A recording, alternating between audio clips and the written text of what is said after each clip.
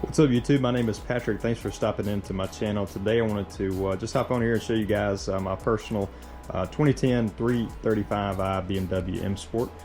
Today I'm going to be doing a little bit of a light detail on it. It's been a little while. It's got some overspray on it from where I had the front and rear bumpers painted. So my goal is going to be to kind of get that straightened out a little bit.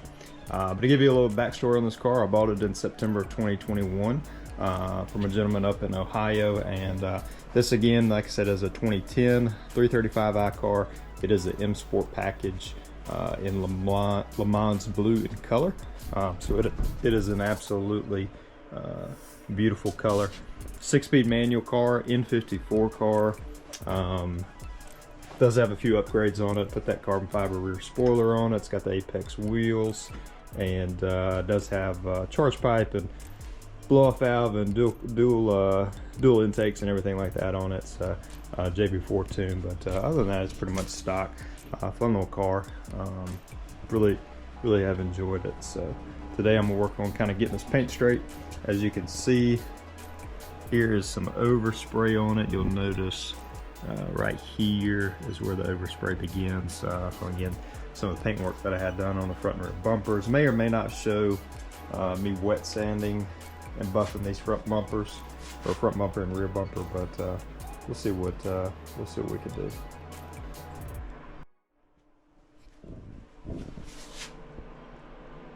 All right, so here's a little bit of the paint condition, kind of just on the hood again. This car, from what the previous owner told me, has never been buffed or paint corrected, I should say, and I definitely haven't been able to do that since I've owned the car. And as you can see, it is pretty well swirled up, and it does have some water spotting defects.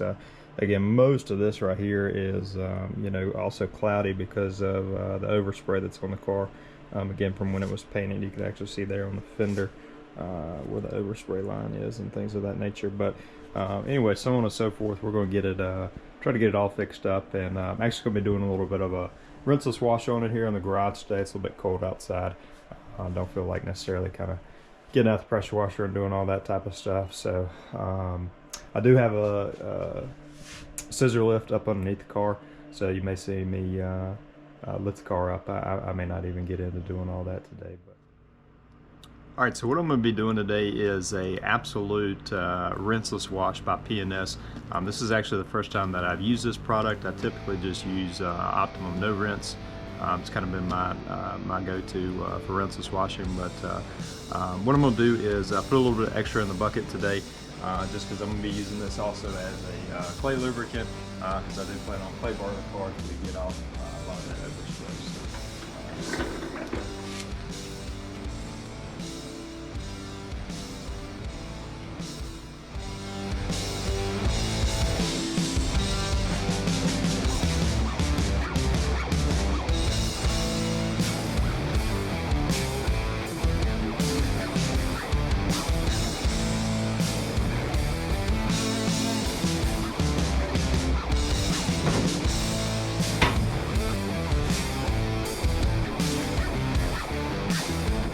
Alright, so a couple things you'll notice. There in my bucket, I've just got one chenille wash mitt. I've got a bug sponge, and I've also got a clay mitt. Typically I don't do a wash like this, but I'm not as much worried about putting more swirls or scratches in the paint, mainly because, for one, it's already a little bit swirled and scratched up. Just doing this one rinseless wash with just one wash mitt's not particularly going to put any more damage in the paint. For one, the car's really not that dirty, and also too, I do plan on kind of going back behind the car with a little just light one step to kind of clean up the paint a little bit anyway, as far as swirls and scratches go. So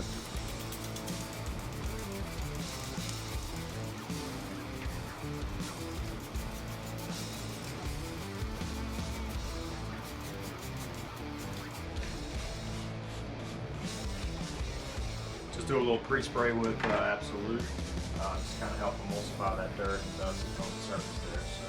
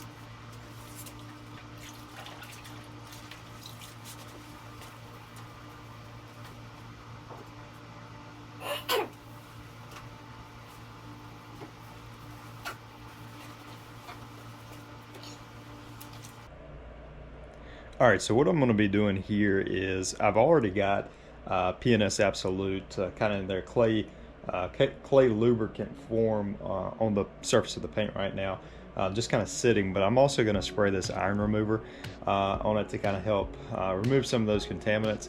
And I'm essentially going to be using this and what's already on the paint and what's in my bucket as my clay lubricant.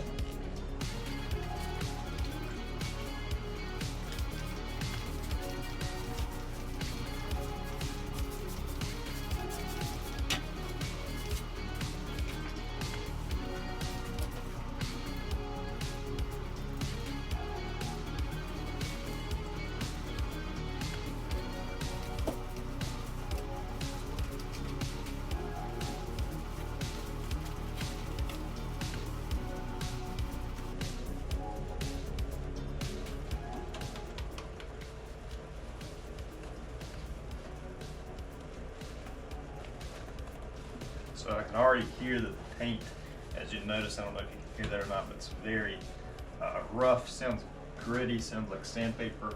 And then this section that I've already done has already smoothed out.